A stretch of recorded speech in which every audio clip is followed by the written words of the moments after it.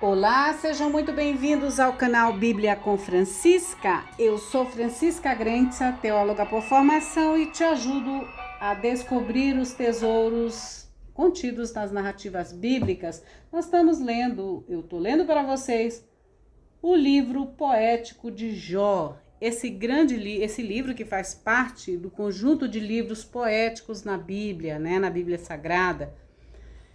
E para você que ainda não é inscrito, seja muito bem-vindo, seja muito bem-vinda ao canal Bíblia com Francisca. Eu te convido a inscrever-se neste canal, porque ele é um tesouro de Hashem, ele é um tesouro do Eterno para as nossas vidas.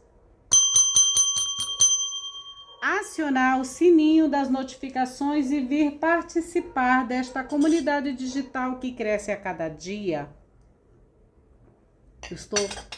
Vocês vão me acompanhar na leitura?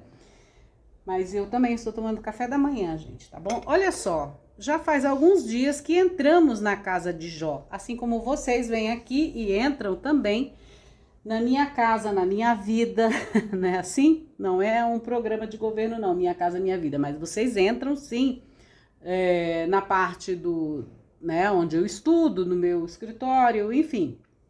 Então, sintam-se acolhidos para mais uma leitura. Então, olha só, o livro de Jó, ele tem uma estrutura como se fosse uma casa, tá? A estrutura do livro de Jó, o que a gente fala sobre ela é que é uma poesia narrativa, tá bom? Tem o prólogo, aí tem o primeiro e segundo capítulo, né? E ele compõe 42 capítulos, na verdade, tá bom? Então, logo no começo, no primeiro e segundo capítulo de Jó, é a narrativa, onde Satanás põe Jó à prova, né? Aí entra a questão da virtude, da tentação, as perdas que Jó tem. No segundo momento, a questão da adversidade e a cruel aflição de Jó. Depois, no terceiro momento, tem os amigos de Jó, né? Vai aparecer Jó, ele faz Jó, Baldade, Jó, Sofá, né? Depois vem a parte onde Jó amaldiçoa o seu nascimento e a lamentação da sua miséria, não é? Que em Jó 3, ele perde a paciência, devido à solidão, com a solidão. Enfim, há aquele monólogo de Jó. Enfim, depois, no quarto momento, ele repreende Jó, né? Ele faz o Tenamita.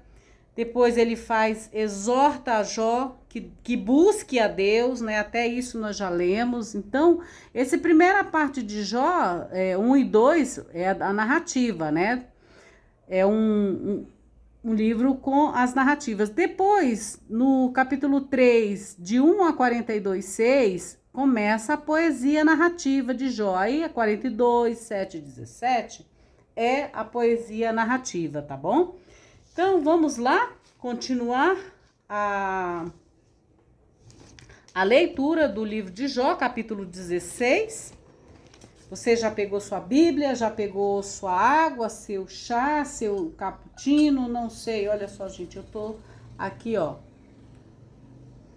no chazinho. Eu estou num chazinho, vou mostrar pra vocês. Aqui, ó, meu café da manhã. É um chazinho, uma maçã. Aí eu tô na companhia do Raft Haim, uma lição a cada dia, esse rabino maravilhoso. Estou também na companhia do Aromas da Torá, reflexões e poções semanais. Por quê? E da Bíblia Sagrada. Por quê? Por quê? Porque é esse o momento também que eu faço as minhas leituras. Então eu coloco sempre na minha frente, né? Claro que eu coloquei nessa posição aí para vocês verem. Mas eu coloco sempre à minha frente parte dos livros que eu tô lendo, que eu tô meditando, que eu estou aprendendo, né? Além do livro de Jó, eu tô lendo também outros livros. Então, é assim que eu faço, eu medito dessa forma, tá bom? Já pegaram suas bebidas, sua tradução, ou se você sabe ler em hebraico, pegue o seu Tanar e leia o livro de Jó, faça essa meditação, né, com o livro de Jó. Vamos aprender o que Jó pode nos ensinar. Eu, na verdade, não quero lhes ensinar nada. Eu não ensino nada para ninguém. Não quero ser exemplo para ninguém, tá bom? Eu acredito sempre que cada um deve sim cuidar da sua vida, viver a sua vida da melhor maneira possível, né? Eu acredito que nós viemos a este mundo para viver, se divertir e aproveitar essa vida que Deus nos dá, né? Que Deus nos deu. Porque essa vida, na verdade, não é nossa. Na verdade, nada nós temos. Nós não temos nada. Tudo é de Deus, né? Então, desse grande criador do universo, desse grande arquiteto do universo, né? Se você for analisar o nosso corpo, é uma engenharia incrível. Eu tô aqui falando com vocês e respirando ao mesmo tempo, mas não controlo absolutamente nada. Tem um sistema aqui que controla tudo, que faz tudo, que, né? E cada parte que você mexe, por exemplo, do seu corpo, um corte ou alguma coisa que você faz, eu tô dizendo você, não tô dizendo, né? Você vai ver que depois tem consequências. Nada aqui existe 100% somente para o bem. Existem sempre as consequências, tanto as consequências positivas quanto as consequências negativas, né? Tudo que Deus fez, tudo é perfeito, mas nós queremos sempre achar que vamos melhorar e às vezes a gente não sabe o que vai estar nos esperando atrás daquilo, né? De repente você precisa... atualmente muita gente tira vesícula, mas tem depois umas coisas negativas em relação a isso, né? Ou tirar o dente ciso, aconteceu já comigo porque o meu estava completamente virado, né? Eu tirei, mas existem umas consequências também, né? Entendeu? Por mais que depois você coloque um implante ou alguma coisa assim, mas há sempre uma consequência. Primeiro porque implante não é um corpo estranho ali, né? Até quando você vai fazer uma prótese, sei lá, de qualquer coisa, silicone, ou na bunda, ou no peito, ou sei lá, em algum canto que você coloca, tem sempre uma consequência, tanto que tem um período para você ficar com aquilo lá dentro de você. Mas, de fato, o nosso corpo, ele não aceita qualquer coisa, ele, né, que não vem muito isso a público, mas muitos casos não dão certo e as pessoas sim sofrem as consequências. É claro que elas não vão te falar sobre isso, primeiro porque muitas vezes, né, muitas coisas são feitas não somente para melhorar a saúde, mas também por muita vaidade. O Brasil é campeão em cirurgias plásticas, por exemplo, e as pessoas não vão te contar aquilo que não deu certo, né? Elas te contam aquilo que está bonito aparentemente, né? Como meu marido fala, né? Coloca uma roupa, tá tudo certo, mas por trás, como que tá, né? A nossa pele, o nosso corpo, ainda mais a gente que vai chegando numa certa idade, vai caindo tudo, né? Então, tem as consequências positivas e negativas. Cada fase da nossa vida tem uma beleza, né? Quando a gente é jovem, por exemplo, é tudo rápido, tudo cura rápido, né? Um ferimento que a gente tem, rapidamente a gente se cura, né? Nosso corpo é muito acelerado para a cura. Mas, à medida que a gente vai avançando de idade, as coisas vão diminuindo, né? Já não temos mais as respostas que tínhamos quando éramos jovens, nossos hormônios mudaram também. Então, e cada fase é uma fase e não deixa de ser bonita, né? Essa semana eu vou contar essa experiência. Eu estava vindo da rua e encontrei uma senhora, uma vizinha que mora aqui no meu condomínio, né? E olhando para ela, eu diminuí meu passo porque ela estava andando à minha frente e estava devagar, porque ela estava com bengala e tudo mais, né? E aí eu diminuí meu passo para que ela pudesse caminhar, né, sem estresse. E aí eu fiquei pensando, depois eu falei com ela, eu disse assim, todos nós vamos chegar nessa fase, né? Nessa fase de não termos mais a velocidade nem a nossa capacidade de locomovermos rapidamente, como éramos jovens. Nós andávamos como se corresse. Não, hoje em dia eu já não faço mais. E tem pessoas, minha mãe, minhas tias e essas, no caso essa senhora, já não tem mais essa vitalidade para andar mais rápido ou correr, né? Então, ali o que eu percebi? O quão temos que ter paciência conosco primeiro, depois com o outro que está naquela situação, né? Porque todos nós vamos chegar. Não importa se você é rico, se você é pobre, não importa.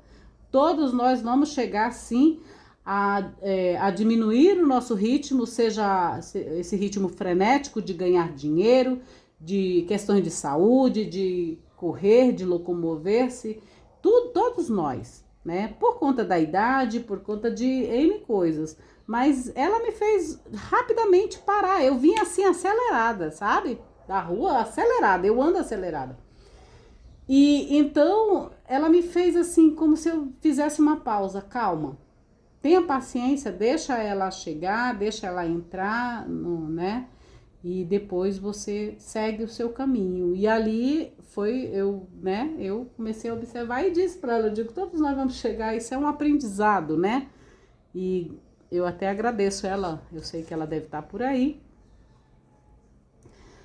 porque eu converso sempre com as netas dela, então ela deve estar aí. Então, assim, para mim foi uma dádiva, assim, de parar e aprender algo no sentido de caminhar, não com aceleração, mas de forma mais pausada, né? Porque um dia nós vamos ter essa diminuição na nossa velocidade e teremos que ter paciência, não somente com os outros, mas principalmente com nós mesmos, né? Então é isso, meu povo. Vamos lá? Já pegou, já deu um tempinho aí para você, já se inscreveu no canal, já acionou o sininho das notificações? Vamos ler então o livro de Jó, capítulo 16. O grito de Jó durante a noite de seu sofrimento. Quantas pessoas estão em seu leito, tentam dormir, não conseguem, ou porque estão sentindo dores, fibromialgia, dores nos ossos, dores às vezes com feridas, feridas que não cicatrizam, feridas causadas por cirurgias, às vezes por erros médicos, às vezes não, às vezes é o próprio organismo que está rejeitando algo que você tem tanto desejo de ter, às vezes de repente é para aparentar um corpo ou algo, né, ou algo que está em você para os outros, né, porque você mesmo não se aceita como você é e você acha que os outros não te aceitam. Ou porque você também mudou, fez transição, no sentido hoje tá muito em moda a transição de gêneros, né? As pessoas querem porque querem ser mulheres ou serem homens, e eu percebo também essa questão de quererem tirar daqueles que já nasceram, né, com um gênero, por exemplo, definido, masculino e feminino, que eu, por exemplo, eu sou mulher, eu nasci mulher e eu sou muito satisfeita de ter nascido mulher. Eu nunca tive desejo de ser homem, eu nunca tive desejo de ser diferente do que eu sou. Eu nunca tive o desejo de mudar a minha pele, a minha cor. Eu nunca, assim, não tenho esse desejo, nunca tive o desejo de mudar a cor dos meus olhos. Hoje em dia também está muito em voga essa questão de mudança de íris, né? Eu nunca tive vontade, e por incrível que pareça, por exemplo, eu tenho um marido, meu marido tem os olhos claríssimos, né? Às vezes ele fica azul, às vezes ele fica cinza, e dependendo da luz, fica verde, né? Ele é branco, ele é louro, alto, do olho azul, é o padrão de beleza que todo mundo, né, quer. Mas eu nunca tive esse desejo de ser a não ser eu mesma, né? Com a minha cor, com o meu tamanho, com o meu corpo. Eu não sei, eu acho que se eu mudar alguma coisa, para mim não vai ser eu. Então, eu percebo muito essa insatisfação das pessoas de quererem mudar os seus corpos, as suas coisas. E o que acontece? E durante a noite elas gritam de dores, porque tudo isso causa dor, não somente dor no corpo, na SARS, né, no soma, mas causam dores na sua própria alma, porque a alma é a essência de Deus em nós. Se Deus quisesse nos fazer diferentes, ele, como todo o seu poder, ele teria nos feito diferente. E, no entanto, ele fez cada um diferente uns dos outros, né? Então, como Deus é a alma, a nossa alma, a alma de Deus em nós, quer dizer, esse Deus habita em nós, quando a gente tenta mudar algo que ele construiu em nós por algum motivo, então é possível que esta alma se torne uma alma realmente triste dentro deste corpo, né? Por mais que faça, por mais que mude o peito, por mais que mude o sexo, por mais que mude a genitália, por mais que tire o útero, por mais que tire o cabelo ou coloque implante de cabelo, por mais que coloque unha ou tire a unha, por mais que coloque bunda ou tire bunda, né? Vou dizer assim, a pessoa não vai estar satisfeita, não vai estar feliz e vai sentir as dores, tanto as dores da alma quanto as dores no seu próprio corpo, né? Porque não existe nada que não passe pelo nosso corpo. Então Jó fala sobre o grito de Jó durante a noite, onde ele está sofrendo, a noite de seu sofrimento, né? E aí ele pergunta: que posso esperar de meus amigos? Quantas dores os amigos também nos fazem sentir, né? Com as suas falsidades, né? Com as suas comparações. Vocês sabem que a gente vive num mundo onde existe muito essa questão da comparação. Ah, você tem que ser igual a mim. Por que eu tenho que ser igual a você? Eu não tenho que ser igual a você. Ou então, eu tenho que ser, ter e acontecer igual fulano. Por que você tem que? Né? Você não tem que nada, porque a partir do momento que você se compara ou compara alguma coisa, e nós vivemos num mundo de comparações, a gente já perde metade da vida nisso, né? Ficar se comparando com o outro, com a atriz, com o apresentador, ou com esse ou com aquele, ou com seja lá quem for, às vezes com irmãos, ou com, sei lá, como você queira falar. Né? Isso, quando você começa a se comparar, ali você já perdeu a metade da sua vida, tá? Porque comparação nunca é bom e você está sempre como escravo, né? Quando você para de se comparar, você tem uma libertação. Então, o que acontece? Jó diz assim: o que posso esperar de meus amigos, né? Então respondeu Jó dizendo: tenho ouvido muitas coisas como essas. Vós sois uns consoladores miseráveis. Quer dizer, porque os amigos fingem que são consoladores, mas eles são miseráveis, né? Não terão limite essas palavras de vento? Ou seja, essas palavras que esses amigos miseráveis, que às vezes se fingem de consoladores, né? Será que essas palavras que eles colocam, né, pra gente, ou você que é amigo de alguém, será que não tem limites essas tuas palavras, né? Se você pudesse se nutrir com as suas palavras, elas seriam, quer dizer, se você pudesse engolir as tuas palavras, elas seriam palavras de nutrição ou seriam venenos? Observa aí o que você já disse para alguém, ou que você já escreveu para alguém, tudo, para qualquer pessoa, para todas as pessoas, para as pessoas que você ama e para as pessoas que você não ama.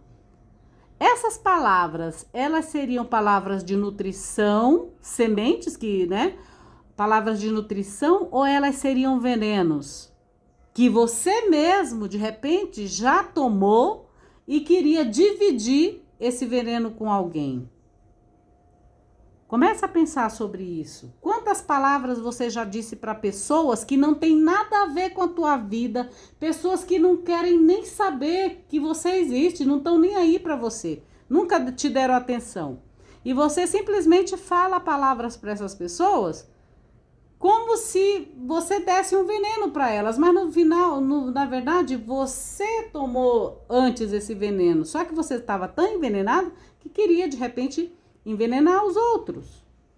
Por que que você, por exemplo, essa questão da comparação de novo, por que que você está correndo atrás das pessoas nas redes sociais? Por que você fica acompanhando pessoas nas redes sociais? Por quê? Né?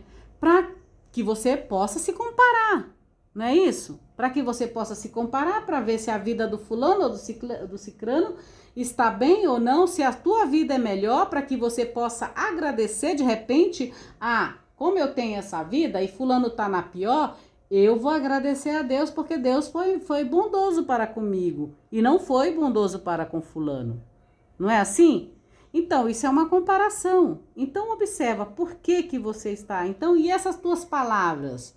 Elas são palavras de vida, de nutrição, ou elas são venenos que você tenta jogar ou dar para alguém, né?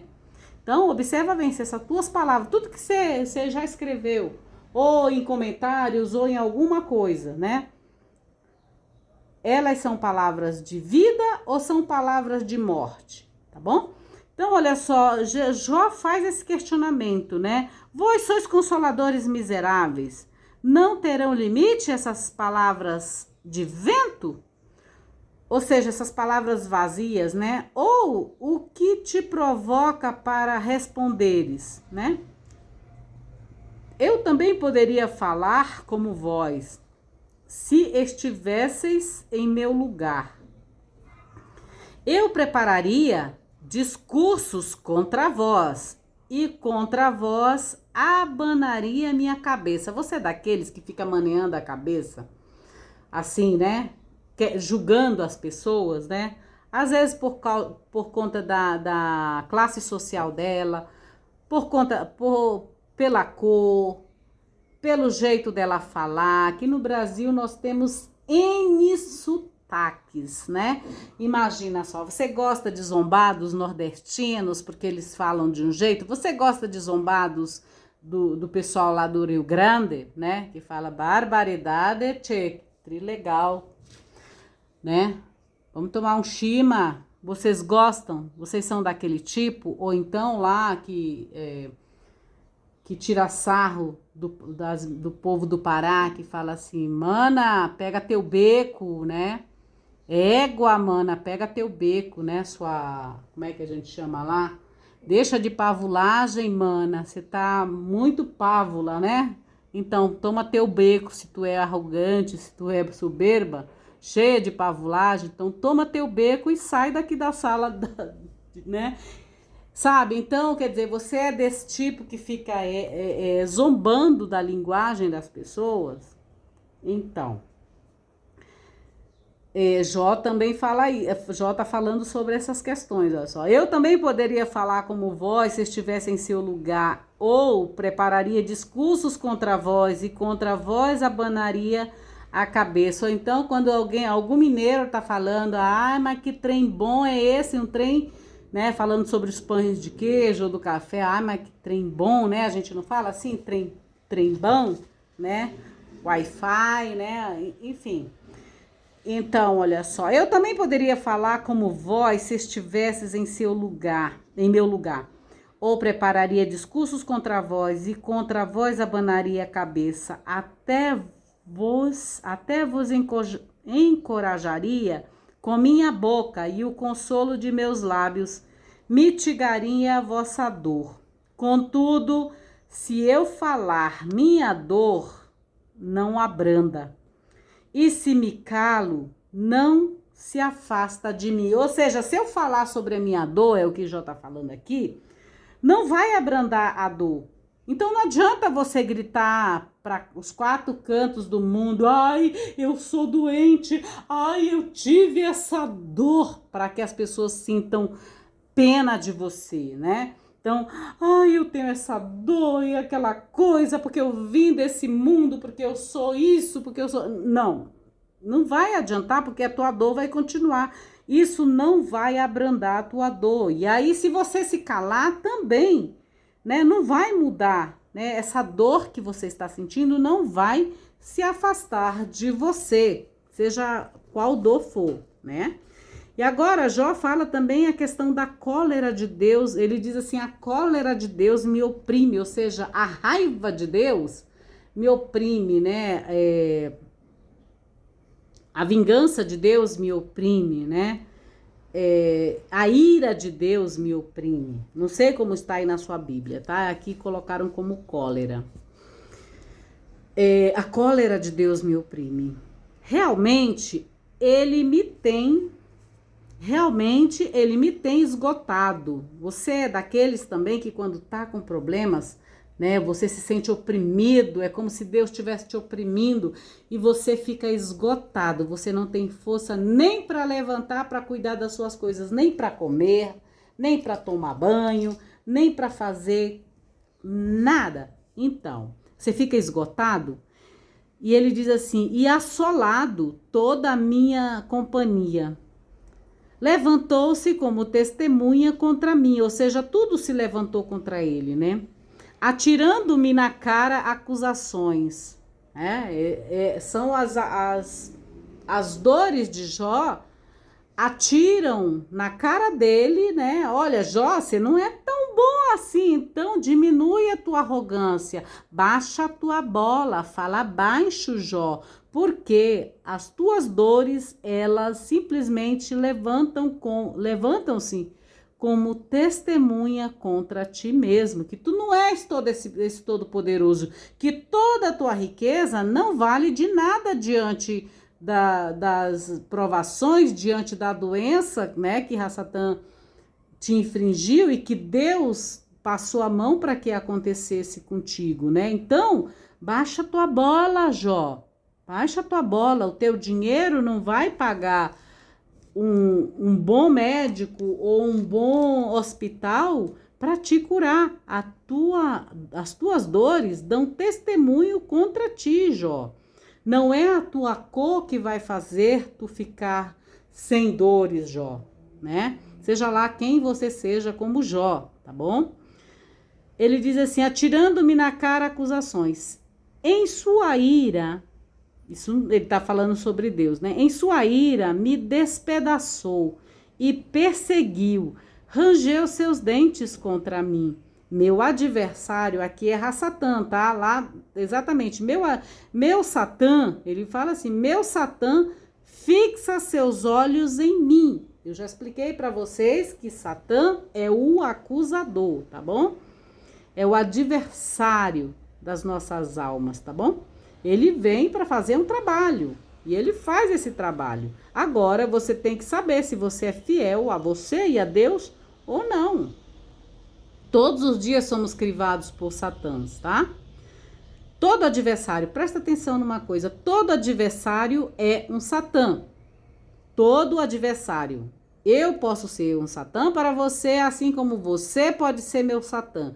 Todas as vezes que a gente está contrário a alguma coisa, te acusando de alguma coisa, que muitas vezes ou de acusações injustas ou acusações justas, é sempre um Satã, é sempre um adversário te crivando, tá bom?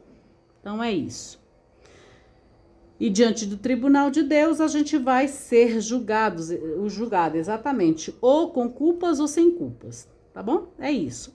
Aí, olha só, vamos continuar aqui com a leitura do capítulo 16 de Jó. Versículo 10. Abrem a boca contra mim com desprezo, me esbofetaram e juntam-se todos contra mim. Deus entrega-me ao iníquo, ao injusto. É a pior coisa do mundo, Deus te entregar nas mãos de pessoas injustas, pessoas falsas, pessoas fofoqueiras, pessoas que não querem que você prospere, que você não esteja morando naquele lugar que você adquiriu com muito esforço, com muito trabalho. É muito complicado, por exemplo, Deus te colocar, né, juntamente com pessoas que são contra que você prospere, que você mude de situação financeira, tá? É muito complicado, porque você vai lutar assim com todas as tuas forças e não é fácil, tá bom? Olha só, Deus entrega-me ao iníquo e atira-me para as mãos dos perversos. Imagina só, você muda de situação financeira, vai morar num condomínio onde tem pessoas que não querem que você more lá, porque você é negro, porque você veio do Amazonas, ou porque você é nordestino, ou porque você veio, sei lá. Imaginem só, isso acontece de muito aqui em São Paulo, de muito, tá? Eu já passei por isso aqui, muitos jogadores de futebol passam por isso quando eles mudam de nível de financeiro e vão morar em condomínios grandes, aqui por exemplo no Anália Franco, tem gente que não querem eles lá, se eles vão morar em qualquer outro lugar. Não querem eles lá, às vezes por causa da cor deles, por causa do lugar que eles vieram.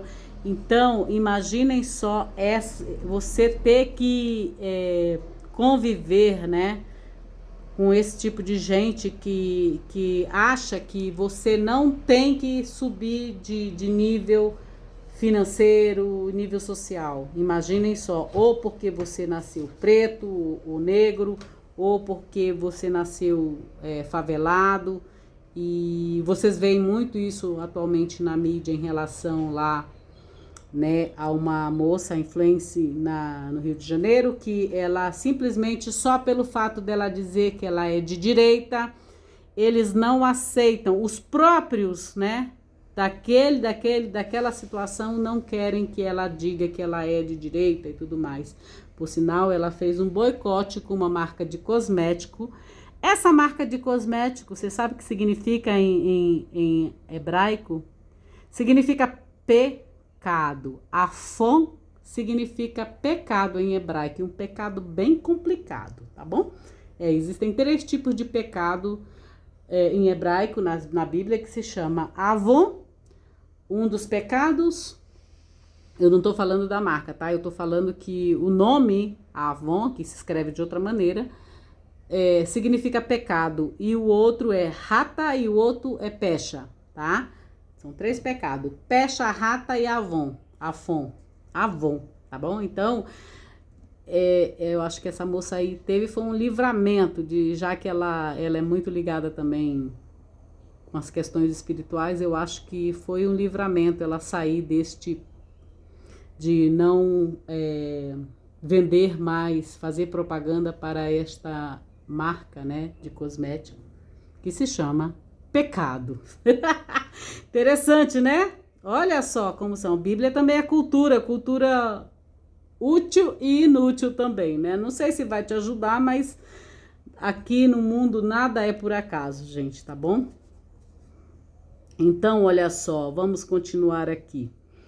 Deus entrega-me ao iníquo, ao injusto. Imagina só, Deus te entregar nas mãos de gente que não quer que você more naquele condomínio porque você veio do Amazonas, porque veio de Manaus, porque você é pretinha, você é caboclinha, né? Né? Porque ou então porque você é índio, ou então porque você é nordestino. Você imagina só Deus te colocar nas mãos desse tipo de gente, e gente que geralmente se finge que é bondoso, né? Gente que se finge que politicamente é correto algumas coisas, né? E não é. Então, olha só, atira-me para as mãos dos perversos. Eu estava tranquilo, porém ele me quebrou em 2. Pegou-me pela nuca e despedaçou-me. Fez em mim alvo. cercam-me seus flecheiros. Ele me atravessa os rins e não me poupa, e meu fel derrama sobre a terra. Fere-me com ferimento sobre ferimento. Arremete contra mim. Imagina só, essa questão aqui. Eu sempre vou parar, gente, tá? Se você quer uma leitura fluida, assim, direto do livro de Jó, vai para outro canal. Aqui eu vou sempre parar e dar meus pitacos, sim. Por isso a leitura é Bíblia com Francisca, livros com Francisca, tá bom? Então, olha só, muito interessante isso aqui, ó, nesse versículo 14 do capítulo 16 de Jó. Fere-me com ferimento sobre ferimento. Você já teve um ferimento sobre ferimento? Eu, por exemplo, eu tive 2 filhos. Meu parto foi cesariana. Então, imagina só que eu tenho 2 ferimentos em cima de um ferimento. Ou seja, quando primeiro filho nasceu, nosso primeiro filho nasceu, eu fiz um parto cesárea de última hora. Eu tinha me preparado para ter normal, mas no último momento, 15 minutos antes, foi decidido que eu faria cesárea. Então eu tenho um ferimento, um corte, né? São 7 camadas e tal. Um corte no abdômen para tirar a criança imagina só, uma criança de 50 centímetros, 4,30 kg. Imagina só o tamanho da criança, né? Não dava, né? Para nascer de parto normal, não dava. E depois o segundo do mesmo jeito, em cima do mesmo corte, para tirar o outro. O outro tinha 49 centímetros, não, o outro tinha 51 centímetros, era alto, e tinha 3,9 kg. Você entendeu? Então, todos os meus filhos, os 2 filhos que eu tenho, eles foram bebês gigantes, só para vocês terem uma ideia. E houve sim esse corte por cima de corte. Aqui, ó. Fere-me com ferimento sobre ferimento. Ou seja, houve um ferimento ali e houve um segundo ferimento. Agora, você imagina só, você tem um corte e aí em cima daquele corte mais um corte, né? É um duplo corte, ou seja, um duplo ferimento. E isso dói muito na nossa carne, no nosso corpo, não é mesmo? Imagina só, e geralmente quando a gente tem um ferimento num lugar, é justamente naquele lugar que sempre vai ser machucado. Vocês já passaram com certeza por isso. Então é isso, agora eu tô contando uma experiência que eu tive em relação quando eu fui ter meus bebês, né? E eu tive um corte, né, em cima de corte. Então, é um ferimento por cima de ferimento. Fere-me com ferimento sobre ferimento. Arremete contra mim como um guerreiro. Atei sobre minha pele um cilício, né? Tem muitos religiosos antigos que eles faziam muito isso, né? De atear sobre a sua pele o cilício, né? Ó, atei sobre minha pele um cilício e resolvi minha dor e revolvi minha cabeça no pó, ou seja, coloquei minha cabeça no pó.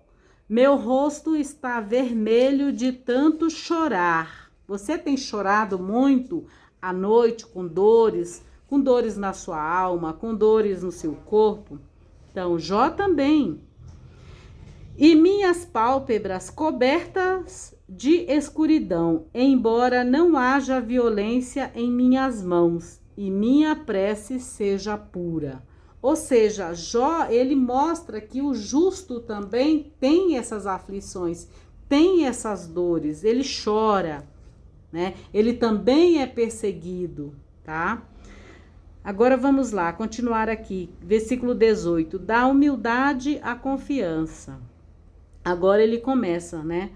Ó terra, não se encubras meu sangue, e não haja lugar para abafar meu clamor. Contudo, agora minha testemunha está no céu. Ou seja, né, a testemunha é Deus, o único que vê as nossas dores, o que a gente faz de bom e o que a gente faz de errado, né, gente? E nas alturas, meu defensor. Ou seja, aqui é a questão, de novo, jurídica, o julgamento. Quando existe um defensor é porque está tendo um julgamento.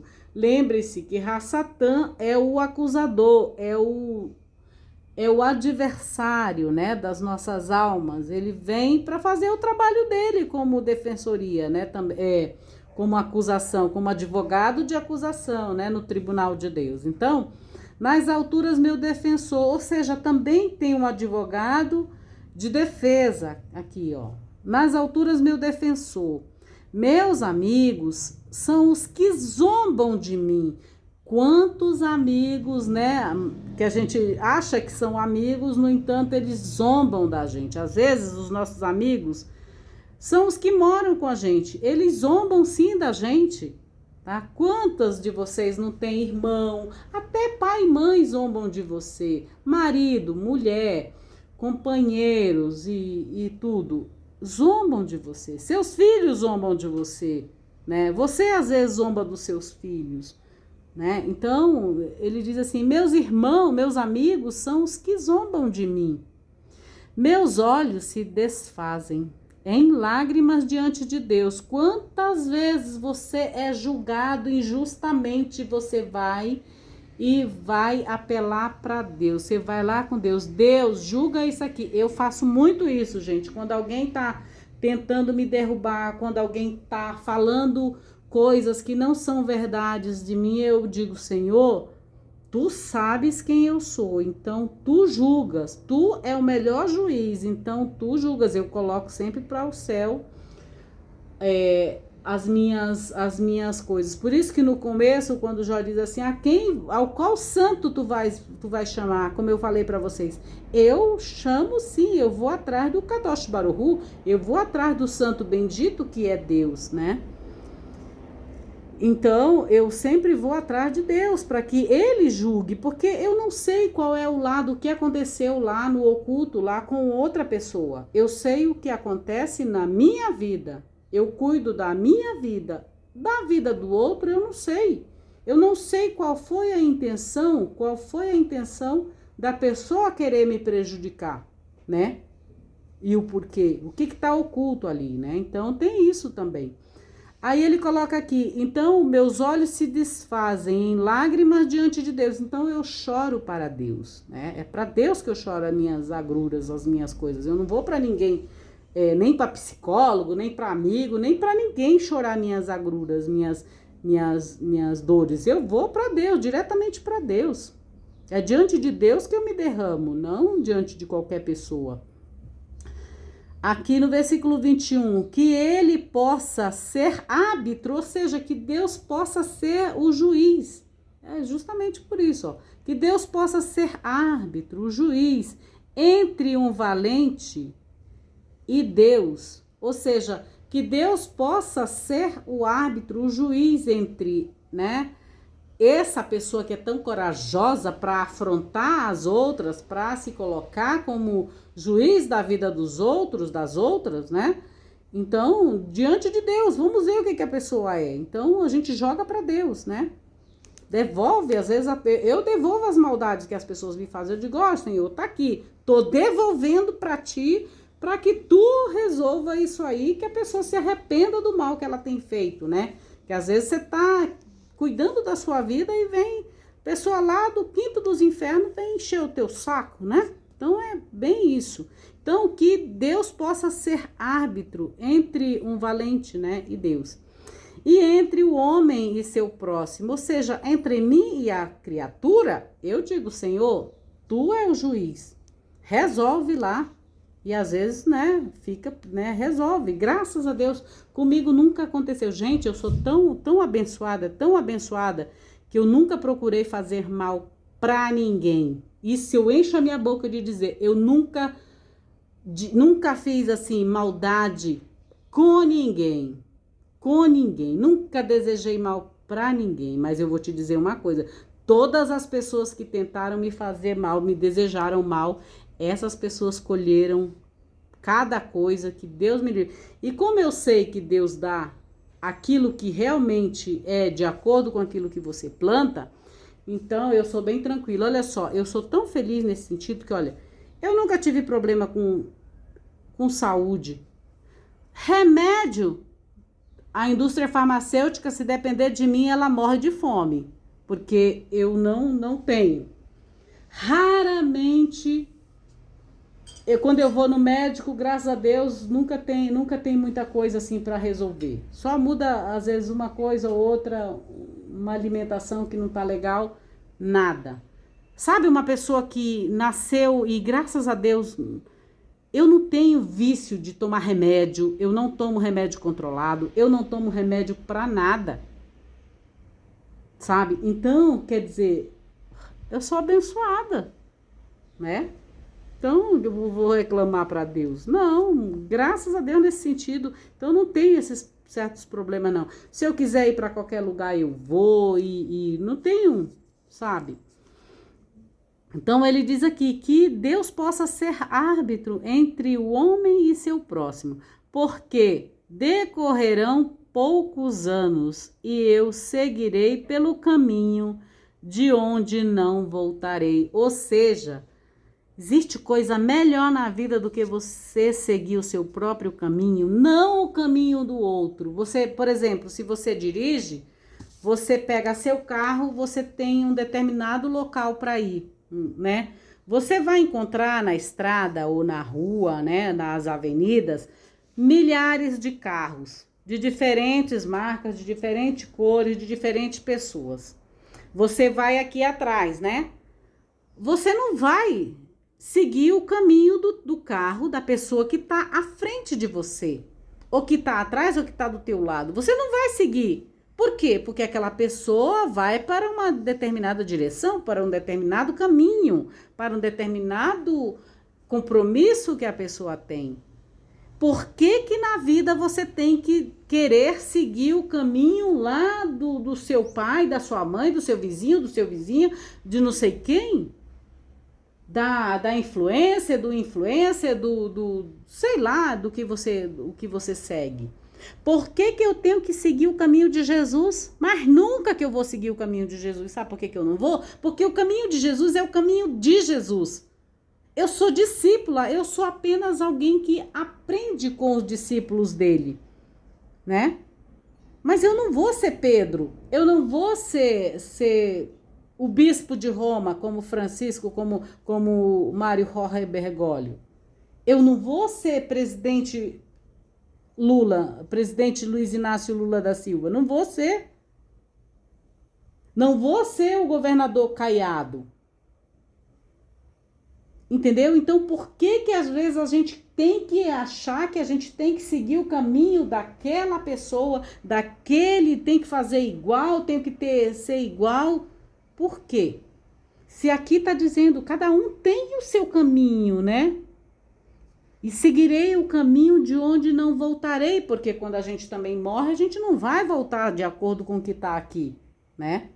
Tenho nada contra com quem pensa diferente, que há a questão da reencarnação e tudo mais. Existem grupos judaicos que acreditam, né, nisso. Existem outros grupos cristãos que acreditam também nisso. Mas aqui no livro de Jó não está falando nada sobre isso. E alguns outros textos também não falam nada sobre isso, né? Então, por que eu tenho que seguir o caminho do outro, sendo que eu tenho o meu caminho para seguir? Eu não tenho que seguir o caminho do meu pai, da minha mãe, dos meus irmãos. De repente pode ter um parâmetro, alguma coisa mas não que eu deva viver a vida que eles viveram, né? Então é nesse sentido. Espero que você tenha gostado, que você tenha compreendido. Eu trouxe vários outros adendos aqui, assuntos, para que você entenda aqui nessa questão do grito de Jó durante a noite, sobre o seu sofrimento, em relação ao grito de Jó durante a noite de seu sofrimento, né? E se você está no leito de hospital, tendo os desafios do sofrimento, saiba que todos nós, em algum momento da nossa vida, a gente vai passar por isso, tá? Vai ser diferente porque o meu caminho é diferente do seu. O caminho do seu pai é diferente do seu. O caminho da sua mãe é diferente do seu. né? Haja vista que nós somos de outra geração. A nossa geração, por exemplo, já tem milhares de informações, a qual a gente pode mudar a nossa alimentação, a gente já conhece um pouco de epigenética, a gente já tem milhares de medicamentos que foram descobertos, nós temos mais informações até nas questões bíblicas, tá? Você não é mais obrigado a tomar bênção de pastor, de padre, de seja lá o que for, tá bom? De religioso nenhum. Não se iluda com isso, tá bom? Não estou dizendo que você não deva respeitá-los, mas você não pode entregar a sua vida na mão de pessoas que você nem conhece, tá? É nesse sentido. Nem de político, nem de ninguém, tá bom? Então é nesse sentido. Por quê? Porque cada um tá ali para resolver, para realizar algo. E caminhar um caminho que na volta, que a gente vai voltar, todos nós vamos morrer, que a gente tenha alegria, né? Puxa vida, fui lá, trabalhei, né? Tive filhos, trepei bastante, gostei de passear, vi como é que é, mas foi pouco, mas tá bom, não quero voltar. Você entendeu? Então é nesse sentido. O que eu falo aqui em relação a algumas coisas, eu sei que vocês compreendem bem, tá bom? E quero também agradecer a todos que estão aqui. Eu sei que a maior parte do meu público, 70% do meu público é um público masculino. Então eu não preciso florear nada aqui em relação à linguagem, porque eu sei que vocês compreendem, vocês podem até não usar essa linguagem no seu dia a dia, mas eu sei que vocês compreendem algumas coisas que eu falo aqui de um jeito que dificilmente você vai ouvir outra mulher falando, ou uma pastora, ou um pastor, ou um padre, mas vocês compreendem, eu tenho certeza que vocês compreendem o que eu tô falando, tá bom? Então, agradeço a esses 70% de sexo masculino que vem aqui. Vocês podem pegar esses textos, vocês podem sintetizá-los, fazer slides e levar para as suas comunidades. Se você é pastor, você pode utilizar esses textos, meus textos aí, utilizar nas suas comunidades, claro, com a sua linguagem, com a linguagem adequada para a sua denominação, assim como você, padre, também pode levar para a sua paróquia com uma linguagem mais adequada. Não estou dizendo que a minha linguagem não é adequada, mas se eu não falar desse jeito, muita gente também não vai... eu sei que eu estou falando para pessoas acadêmicas aqui, mas eu também estou falando para pessoas que não têm nada... não conhecem, não sabem como funciona a academia.